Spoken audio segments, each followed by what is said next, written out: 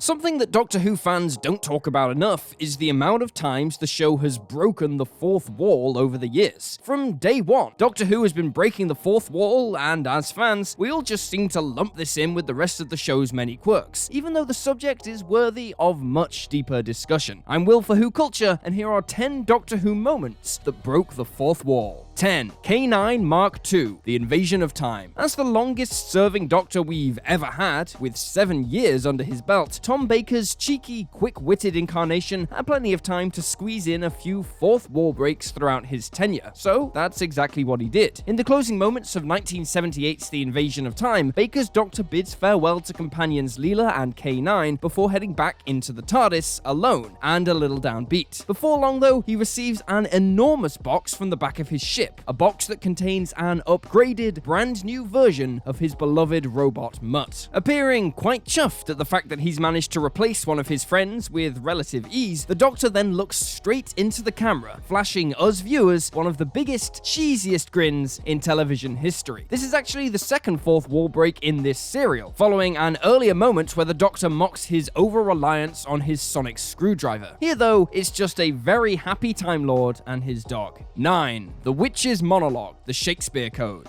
The Series 9 episode Sleep No More is remembered for its daring execution, particularly with its use of a framing device that sees the villain of the piece, Rasmussen, relaying important information directly to the viewer. But this wasn't the first time a New Who villain delivered a menacing monologue straight down the camera lens. A criminally overlooked and oft-forgotten example occurs in Series 3's The Shakespeare Code, where, right before the title sequence, the evil Carrionite, Lilith, describes her plans for global domination. Considering that her allies are devouring an unfortunate local at this present moment, there isn't another character in the room that Lilith could possibly be talking to. Rather, this seems to be a directorial flourish that links in with the Shakespeare-ness of the episode, as in Lilith is performing in a stage play directly addressing the theatre audience before her. All around, the Shakespeare Code doesn't get the love it deserves. It's full of brilliant little touches like this, making it a standout episode in Tennant's second year. 8. Nothing Without an Audience, Heaven Sent. Stephen Moffat really had a thing for self-referential humor, which, considering his background as a comedy writer, kinda makes sense. His meta-stylings can be found in every single era of his Doctor Who writing career, whether it's the Weeping Angels being frozen in place by the viewers at home, or the 12th Doctor mocking the formula of the show in his and Moffat's final episode. While these kinds of things can be considered fourth wall breaks in a certain sense, one of the only examples of Moffat directly breaking the fourth wall came in the Series 9 all-time classic Heaven Sent, where Capaldi's Doctor quips, "I'm nothing without an audience," while shooting a knowing glance down the camera lens. Even though Clara, or at least a weird version of Clara, is in the room with him, this moment was actually included in Moffat's script, where it was specifically written as a fourth wall break. But it's not the only time the Doctor has directly referenced the audience.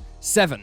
Happy Christmas, the Daleks' Master Plan. Though it was Doctor Who's 2005 revival that made the show a Christmas Day staple for millions of fans, the Doctor himself had been celebrating this festive period for years before. In fact, the first Doctor loved Christmas so much that he once decided to break the fourth wall to share some festive joy with the people watching him on the telly. During the 7th episode of the 1965-1966 serial, The Daleks' Master Plan, the Doctor forgets all about that Dalek mayhem and takes a moment to enjoy a Christmas toast with his friends. Turning to the camera, he then cheerfully states, "Incidentally, a happy Christmas to all of you at home," before the episode ends. Because they knew this episode would be airing on Christmas Day, the BBC reportedly aimed to make it a bit lighter, a bit breezier, for all the viewers who are stuffed full of turkey and booze. 6. Doctor Who, The Wedding of River Song. Another moment of Moffat meta, the showrunner decided to build his second series in charge around an idea that winked directly at the audience, taking the very title of the show and turning it into a plot point. The question, Doctor Who, became a very dangerous phrase within the Whoniverse itself, almost leading to a full-scale war in Smith's swan song, The Time of the Doctor. In the previous series, however, the question did more than just wink at the audience. It smashed down the fourth wall and slapped them in the face. face. The closing seconds of finale episode The Wedding of River Song feature the decapitated head of Dorian Maldovar repeatedly yelling "Doctor Who" at the 11th Doctor, who then stops and stares directly into the camera with a signature cheeky glint in his eye. While the question had been discussed in previous episodes, this was the first time audiences learned what it was. As a result, the hint of cockiness on Smith's face almost feels like Moffat going, "Didn't see that one coming, did ya?" 5. Not in Hyde Park anymore. The Face of Evil. The 1977 serial The Face of Evil wasted no time in delivering a crazy fourth wall break courtesy of Tom Baker's Doctor, with the mad-eyed Time Lord stepping out of his TARDIS and immediately striking up a conversation with himself? That's how the whole thing is framed, of course, with the Doctor capping off his rather lonely conversation by asking himself if he wants to look around. But from our perspective, it's a clear fourth wall break, with the Doctor staring into the camera and rambling on about how he isn't in Hyde Park and how there's a knot in his hanky. What's interesting about a lot of the Doctor's fourth wall breaks, including this one, is that they tend to happen when he's traveling alone. It seems that when the Doctor gets a bit lonely, he reaches out to his longest serving companion, us.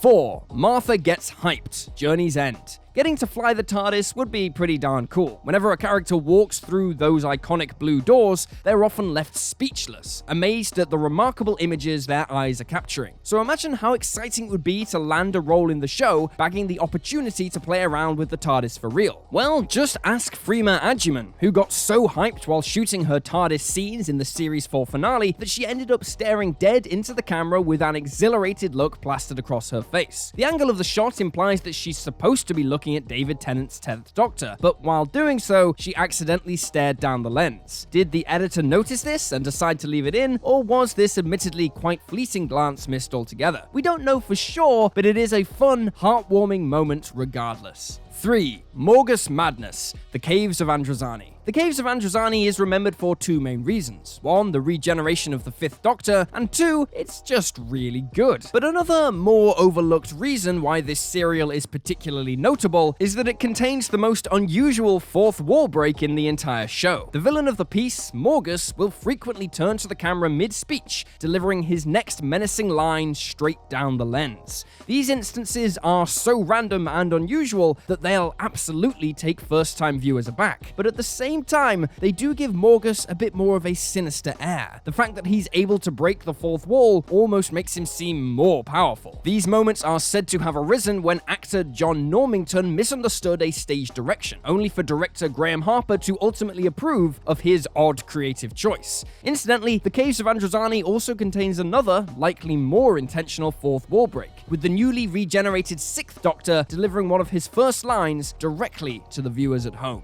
2. The Bootstrap Paradox, Before the Flood. Series 9's Under the Lake / Before the Flood is up there with writer Toby Whithouse's very best work on the show, just being pipped to the gold medal by Series 6's The God Complex. It's creepy and atmospheric, with a cast of side characters who are actually likable and well used. It also tells one of those twisty-turny time travel stories that Doctor Who does so well, with the second episode kicking off by having the 12th Doctor explain the mechanics of this story directly to the audience. More specifically, he goes on a rant about the Bootstrap Paradox, a device that Before the Flood heavily relies on. It's all very tongue-in-cheek, with the Doctor expressing his thoughts by sharing a fun story about Beethoven's Fifth, before capping off his speech by playing that very same symphony on his electric guitar. Doctor Who had used the Bootstrap Paradox many times before this story aired, so it's a little strange that Whithouse opted to include this fourth wall-breaking lecture in the first place. But we're glad he did, because it's one of the best moments in the series.